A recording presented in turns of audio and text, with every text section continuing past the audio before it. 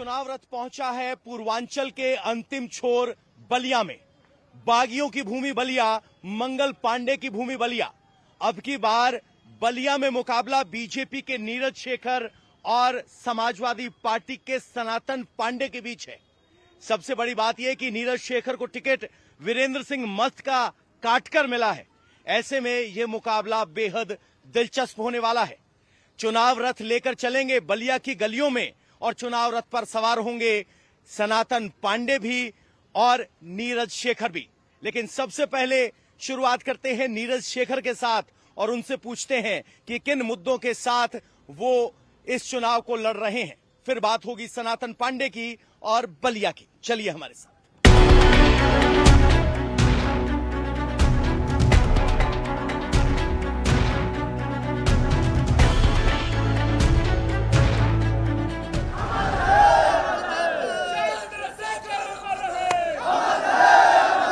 तो हम अपने चुनाव रथ में सवार हो चुके हैं। साथ में है नीरज शेखर जी। आप 4 बार सांसद रहे, राज्यसभा भी रहे, लोकसभा भी रहे, अब की बार बीजेपी के उम्मीदवार हैं, जनता के बीच जा रहे हैं। तो कौन कौन से काम गिना रहे हैं? क्योंकि बलिया से आपका पूरा कनेक्ट रहा है।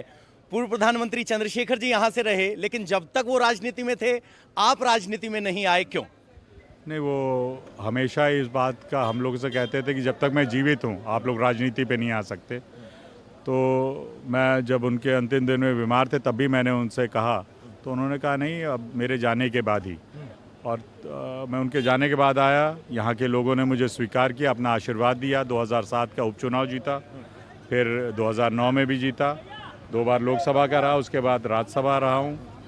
तो यहाँ के लोगों का स्नेह है, आशीर्वाद है। पिताजी को 8 बार बनाया, उसके पहले वो भी राज्यसभा के भी सांसद थे, 11 बार सांसद रहे वो।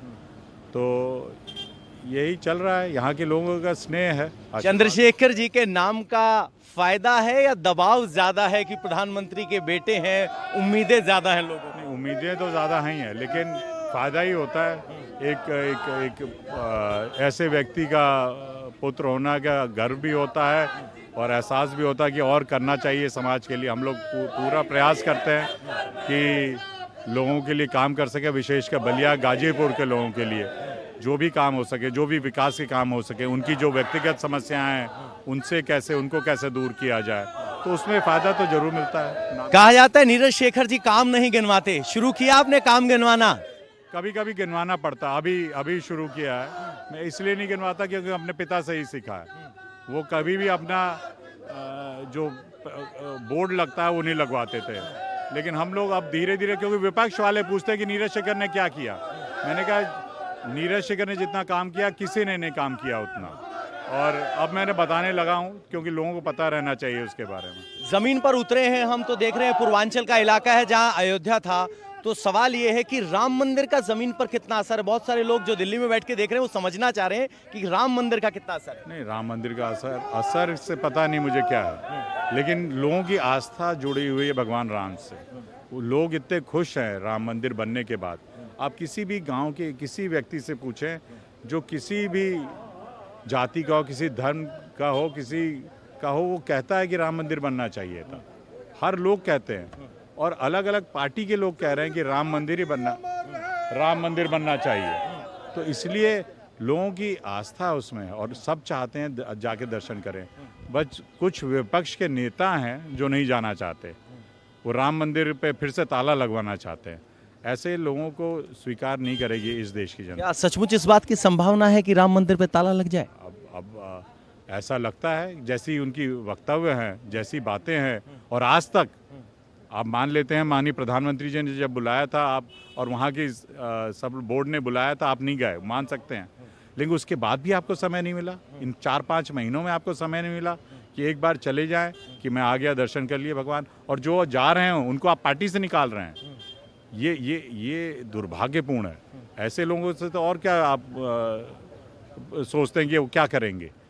आपके सामने विपक्ष में सनातन पांडे हैं। कहा जाता है कि ब्राह्मण समाज यहाँ बड़ी संख्या में है। वो कितनी बड़ी चुनौती देंगे? क्योंकि पिछला चुनाव अगर देखेंगे तो एक नजदीकी चुनाव कहा जाएगा। ब्राह्मण समाज की जहाँ तक बात है, वो देशभक्त समाज है। देश के बारे में सोचता है, देश के हित के बारे में सोचता है, समाज के हित के बारे में सोचता है, और उन्हें पता है कि इस देश को कौन सा व्यक्ति विकास के मार्ग पे ले गया है। कल एक बड़ी डेवलपमेंट ये हुई कि एक समाजवादी पार्टी के नेता हैं नारद राय, वो नाराज हो गए। उन्होंने अपने समर्थकों के साथ मुलाकात की। कहने में आ रहा है कि अमित शाह से मिले। क्या वो बीजेपी में शामिल होंगे? आप क्या कहेंगे? ये तो नेतृत्व तय करेगा। मिले हैं, मुझे भी पता चला है, और मैं कह रहा हूँ देर की उन्होंने। मुझे पता था वहाँ उनका सम्मान नहीं हो रहा है। जो उनके साथ हुआ है पिछले कुछ दिनों में वही बताएंगे अगर आप उनसे पूछेंगे। लेकिन मैं जानता हूँ नेताजी के बाद उस पार्टी में लोगों का सम्मान नहीं है। नीरज शेखर को टिकट कैसे मिला? आप तो राज्यसभा सांसद हैं, मौजूदा सांसद हैं, तो क्या आपने प्रधानमंत्री से बात की थी? किन परिस्थितियों में आपको टिकट मिला? नहीं, ये मैं खुद नहीं जानता हूँ। मैंने माननीय प्रधानमंत्री से मैं जब आया था मैंने कहा था मैं बलिया में काम करना चाहता हूँ। जब मैं ज्वाइन किया था 2019 की बात है। उसके बाद टिकट की कोई बात नहीं हुई इन 5 सालों में। मैंने आग्रह किया था अपने राष्ट्रीय अध्यक्ष गृह मंत्री जी से, पूजनीय महाराज जी से, कि मैं एक बार कि मैं जब मिला था उनसे और काम से मिलने गया तो मिला था, तो उन्होंने कहा था। अब उन लोगों ने कैसे विचार किया, क्या किया, मुझे दिया, मैं तो उनका आभारी हूँ कि मैं फिर से प्रतिनिधित्व कर पाऊंगा बलिया का लोकसभा में और उनकी आवाज़ बन पाऊंगा लोकसभा में। यही है, सहयोग रहा है, देखिएगा। एक सवाल ये कि पूर्वांचल की तस्वीर क्या देख रहे हैं? प्रधानमंत्री यहाँ से सांसद हैं, मुख्यमंत्री यहाँ से विधायक हैं। पूर्वांचल की तस्वीर पिछले 10 साल में कैसे बदली, लोगों को क्या बता रहे हैं? नहीं, आप मैं खुद देख रहा हूँ जो गांव में काम हो रहा है, जो सड़कों का काम हुआ, जो विशेषकर मेरे जो बहुत करीब है, वो पानी पे जो काम हो रहा है बलिया में, आर्सेनिक पानी था उसके लिए काम हो रहा है। तो ये बहुत बड़ी उपलब्धि है इस सरकार की। पिछली बार मार्जिन काफी कम रह गया था, 25,000 का मार्जिन था, तो तनाव है कुछ? नहीं, तनाव नहीं है। समय बदल गया, हमारे और साथी आ गए हैं, आदरणीय ओम प्रकाश राजभर जी आ गए हैं, और कई लोग आ गए हैं, और लोग पिछली बार से और ज़्यादा समझ गए हैं कि कौन व्यक्ति इस देश हित में काम करता है, देश के लिए कौन व्यक्ति काम कर रहा है और देश हित में कौन काम कर रहा है। तो मुझे लगता है वो जो 400 पार का हमारा संकल्प है वो जरूर पूरा होगा। आपने नीरज शेखर को सुना। नीरज शेखर पूर्व प्रधानमंत्री चंद्रशेखर की विरासत की बात कर रहे हैं, प्रधानमंत्री नरेंद्र मोदी की योजनाओं की बात कर रहे हैं, और कहते हैं कि नरेंद्र मोदी की योजनाओं में भी समाजवाद की छाप है, क्योंकि वो अंतिम छोर पर खड़े व्यक्ति की बात करते हैं। अब बात करते हैं सनातन पांडे की। चलते हैं सनातन पांडे के पास और उनका मन टटोलते हैं कि आखिर वो किन मुद्दों पर बलिया के मैदान में हैं। अब चुनाव रथ पर सवार होंगे सनातन पांडे।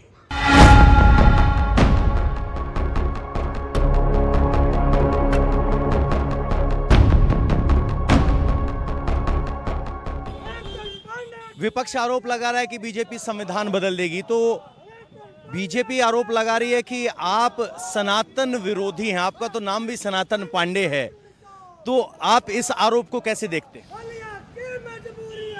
साथ ही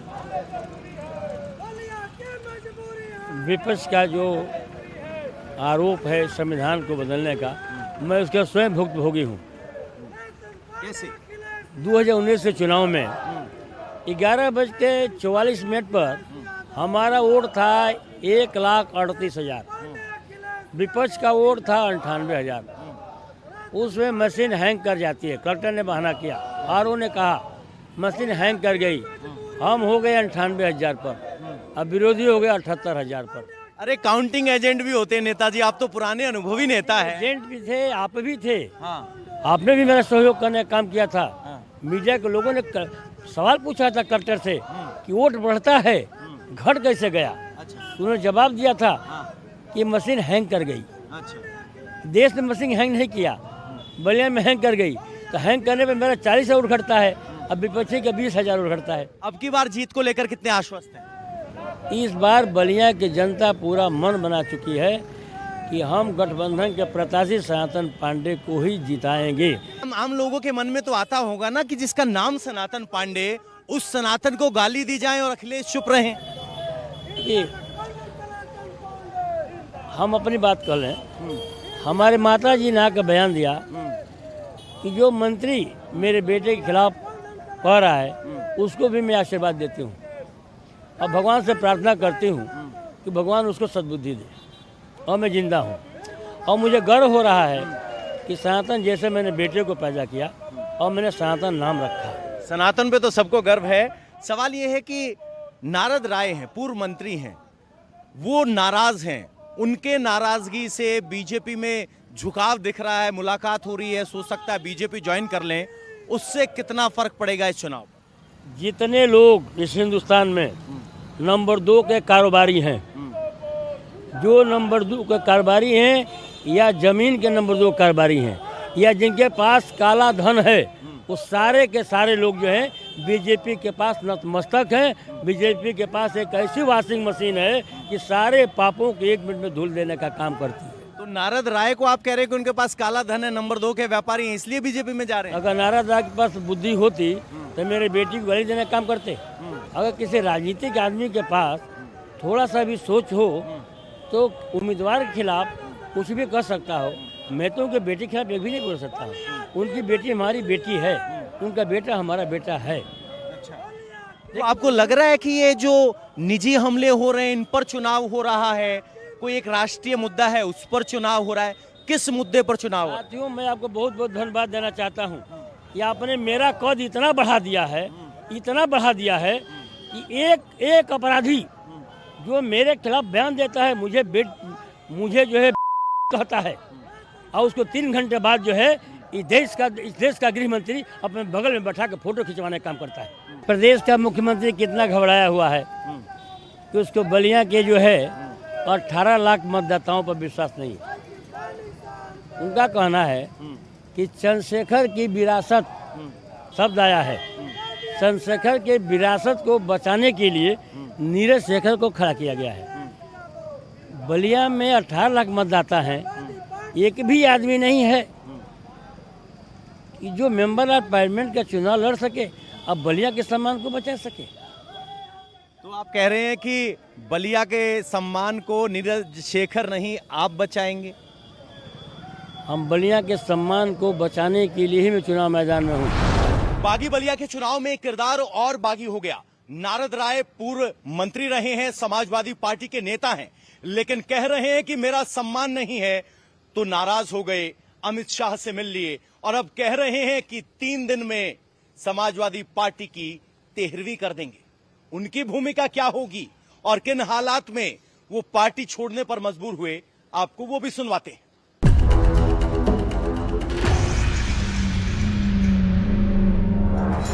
नारद राय जी, बागी की भूमि बलिया, आप चुनाव से 3 दिन पहले बागी क्यों हो गए? मैं आपकी बात को शिरोधार्य करता हूं और अपनी वेदना भी आपके माध्यम से समाज में रखना चाहता हूं। एक ऐसी घड़ी आई समाजवादी पार्टी परिवार में कि समाजवादी पार्टी के लोग ही नेताजी को अपमानित करने की साजिश रचने लगे और उसका नेतृत्व स्वयं माननीय अखिलेश यादव जी करने लगे। यह बात नेताजी को बहुत बुरी लगी थी और उन्होंने हमको रात में बुलाया, कहा नारद राय, मैं बहुत दुखी हुआ हूँ, जिस पार्टी को मैंने बनाया, बताओ तुम लोगों को एक एक आदमी को गांव-गांव से लिया करके जोड़ा। नेताजी से मैंने कहा मुझे क्या आदेश है बताइए। उन्होंने कहा मैं तुमको बेटा की तरह मानता हूँ, इस संकट की घड़ी में बेटा की भूमिका निभाओगे कि नहीं निभाओगे। हमने कहा बताइए। उन्होंने कहा हमको अध्यक्ष पद पर बने रहने देने के लिए लड़ाई मुहिम चलाओ।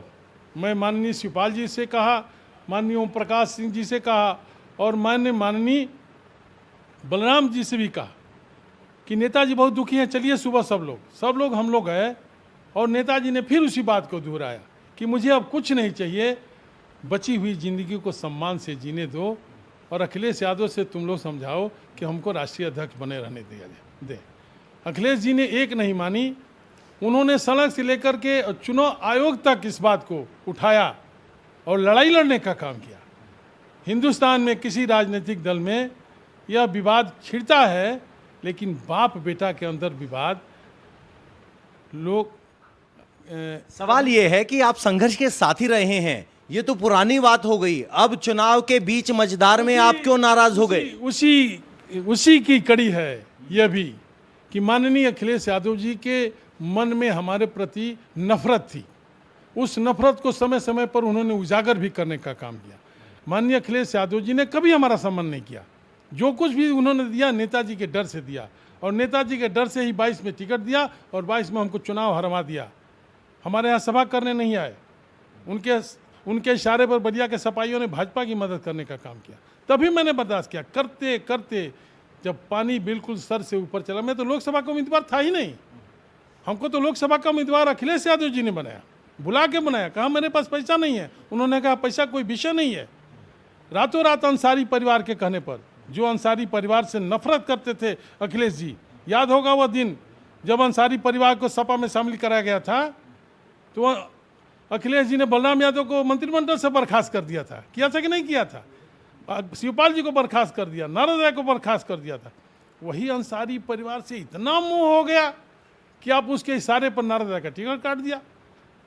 सब बर्दाश्त करते करते अंत हुआ तब जब बलिया आगमन पर अखिलेश यादव जी ने अपने मंच पर न जाऊं इसके लिए मना किया था। मैं नहीं जानता था, नहीं गया होता। मंच पर चला गया और मंच पर उन्होंने हमारा नाम तक नहीं लिया। जब अखिलेश यादव हमको भुलाना चाहते हैं तो हम भी अखिलेश यादव को भुला दिए। मैं आभारी हूँ, ऋणी हूँ अपने भाई नीरज शेखर का और अपने भाई ओम प्रकाश राजभर जी का, जिन लोगों ने हमारी वेदना को समझी। उसी मंच पर मैं बैठा था, तब तक उन लोगों ने अमित शाह जी से बात किया। माननीय अमित शाह जी का मैं आजीवन ऋणी रहूँगा कि उन्होंने हमको बुलाया, सम्मान दिया, प्रतिष्ठा दिया और यह भी कहा कि आपसे ज़्यादा नेताजी ने अखिलेश यादव की वेदना हम लोगों से बताते रहने का काम किए हैं। आपका पूरा सम्मान रहेगा।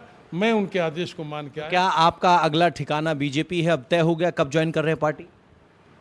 जब अमित शाह जी के बगल में बैठ के फोटो खिंचवा लूँ तो अब ठिकाना दूसरा कहाँ ढूंढने जाऊँ? जब अखिलेश यादव जी अपने मंच से भगाया और अमित शाह जी ने अपने बगल में बैठाया, तब कहाँ ठिकाना ढूंढने जाऊँ? अब आपको लक्ष्य क्या दिया है? 3 दिन चुनाव हैं, आपकी भूमिका क्या रहेगी? हमको किसी ने कोई लक्ष्य नहीं दिया है, माफ़ कीजिएगा, और न हमने भारतीय जनता पार्टी में कोई शर्त रखा है। हमने संकल्प लिया है, समय कम है और काम ज़्यादा है।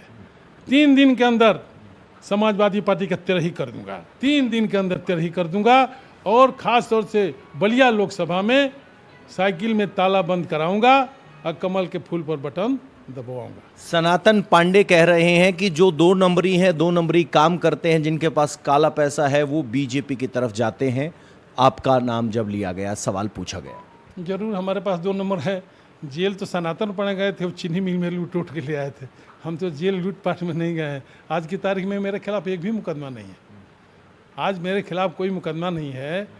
हम 2 नंबर हैं कि 4 नंबर हैं, यह बलिया की जनता जानती है, और वो कौन नंबर हैं वो भी बलिया की जनता जानती है। तो नारद राय कह रहे हैं कि 3 दिन में समाजवादी पार्टी की साइकिल पर ताला लगाने का संकल्प लेकर लौटा हूं और अपने अपमान का बदला समाजवादी पार्टी की हार के साथ लूंगा।